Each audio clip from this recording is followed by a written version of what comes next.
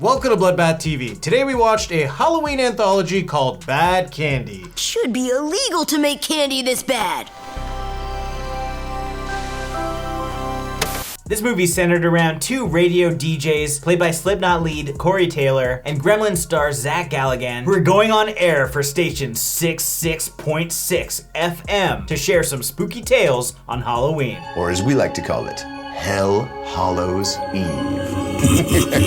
Throughout all of these stories, we have a few different common elements that ties everything together, but the main thing being this big evil clown guy who kills a bunch of people and turns them into little action figures so he can store them in his collection. You're kind of all trick-or-treating. This being an anthology film, it has a specific feel to it. It's very comparable to Trick or Treat, but not the better version. You have your Sam figure in The Clown Killer. Not nearly as cute, obviously. But like even the feel of this story, like there was similar stories that you kind of got from Trick or Treat, like the candy with the razor blades. As much as I loved the sexy werewolves in Trick or Treat, I'm totally down with Man-Bat in this film. Yes, a big highlight are definitely the practical effects. Little Lenny, he was roofied by his friends. You roofied Lenny? So I was watching the news yesterday and Don't change the subject. You roofied Lenny. His friends set up a bunch of people wearing like pumpkin masks and they're like, hey, you're the bad guys and we gotta feed our friend. He's awesome. That whole moment, the sequence, he's just like swiping people left, right, and center in the air. When he lands on the ground, I was pumped, looked awesome. I would love a Man-Bat spin-off. I knew we'd discovered a formula to create a totally new species, neither man nor bat. Throughout the film, we have some really fun moments as far as like the practical effects are concerned. This one guy gets nails through his foot like Marv. We got the close-up when he's lifting it up. You can see the blood coming out. And he looks like Fred Durst, ready to break some stuff.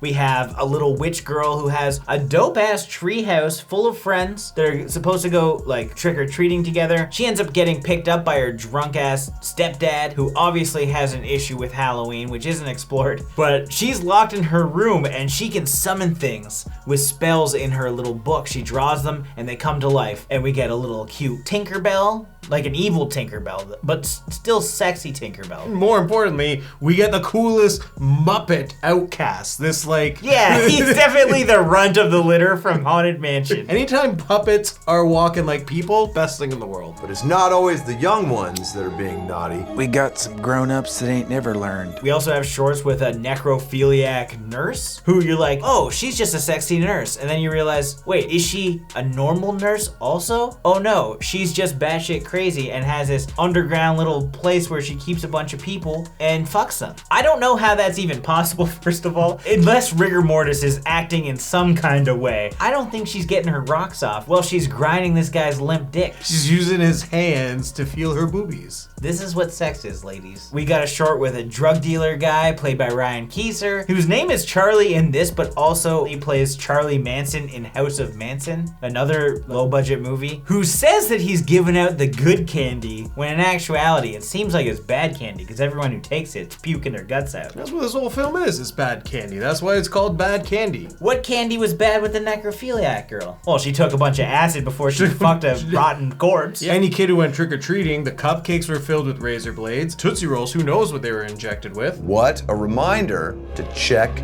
those chocolates. There was not a single piece of good candy in this film. Well, I'm not certain what her name is. I bet that girl in the white was named Candy. They're turning more tricks than treats. If I have to fuck one more clown, I swear I'm gonna lose it. And strangely enough, the one that kind of ties it all together, the ghost one, which brings in our radio DJs, I felt was the worst one. Like that one just felt like the movie was dragging on. Basically, it's a paranormal TV show is going to a beautiful mansion, I might add, that burned down, and they're reliving this experience, which happens to be something the one radio DJ experienced. And then the radio station catches on fire while the house is on fire, and everything's intertwining, and it wasn't good. It was really scrappy. They tried to tie everything in, like, we can make this all about the radio DJs, but it wasn't good enough. The twist is like, oh, those are the guys that set this place ablaze or were at least involved. Okay, who gives a shit? Like, it doesn't matter matter. It was really boring. And it was the longest of all the shorts at probably like almost half an hour. But what pissed me off more than the short itself is the fact that they've burnt the first appearance of Punisher, Spider-Man 129. I'm a big Punisher fan. God damn it. Oh, it's willy-nilly just laying in this fucking basement on some guy's mattress. Oh, we're just gonna light it up with Paul's lighter. The only reason why the kid was spooked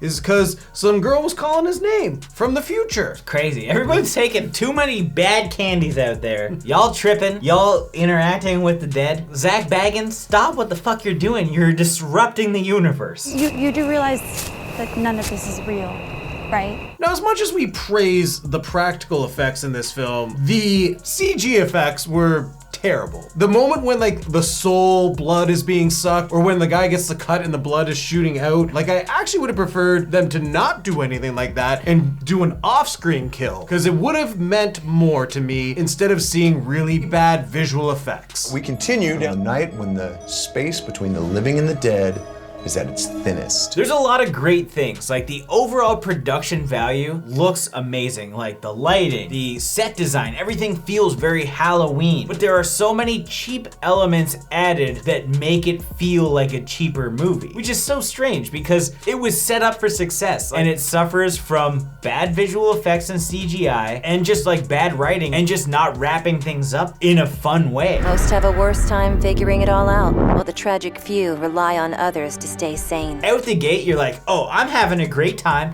Everything's Halloween-y, great vibes. Especially when it's spooky season, you're like, I just want anything with pumpkins in it. They killed that. But at the end of the day, this is one of the more forgettable anthologies that I've watched. I completely agree with you on that one. Like, if you look at my top 10 horror movies of all time, there are 2 anthologies that are on there, which is Trick or Treat and Tales from the Hood. There's films that know how to do it right, and then there's ones that just miss the mark, and this was one of those films that missed the mark. I appreciated some of the shorts, but I didn't appreciate how it all came together. Like, when they're trying to make people like run into each other, they're like, oh, let's have everyone meet each other. Dracula meets the hookers. That brings in Man-Bat. We've got all the bad people being pumpkin people. It's like, okay, I get what you're doing, but it's all over the place. Yeah, they didn't need to intertwine them as much. Just having the clown guy would have been suffice. I don't think we necessarily needed the martial arts sequence. Or even that like lumberjack guy with the beard. He is probably one of the better actors, but he stands out a lot. So we immediately looked him up and he played Swamp Ape. He is the Swamp Ape.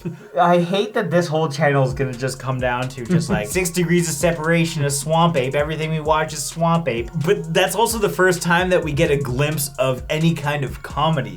Why do you put all that shit all over him? You know he's just gonna tear it off. He looks awesome. He does not look awesome. The rest of the movie is fairly serious, and then eventually it just turns into a, we're just hanging out with our pals, we're getting drunk, we're killing a bunch of people. How fun is this? There's a lot of weird tonal shifts that just doesn't make this feel like a proper Halloween movie at the end of the day, despite what the first like half an hour feels like. We glanced over it just by you saying this. There was a really good martial arts scene in this film with the pimps versus the Draculas, and I did like it. Like, it definitely caught me off guard. Like, when you're seeing Dracula walking with his cane that is a shotgun, that was cool, but it just also felt out of place. As good as that was on its own, in comparison to the whole tone of the film, it's like, well, why am I watching this? And this is exactly it. This felt like every scene was made for a trailer. And if you took out all of these different pieces of this film, it looks like it's awesome. But together as one cohesive unit, not so much. So how do you suppose we get out of this one?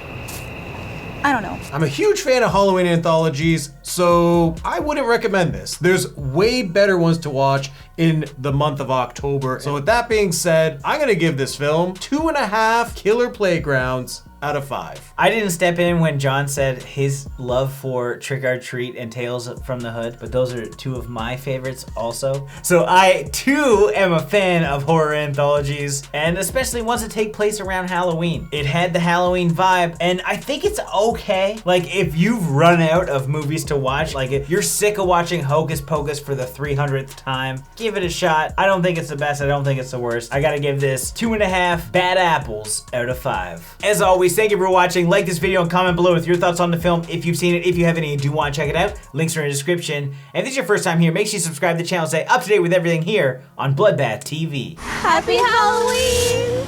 You gon' die, bitch.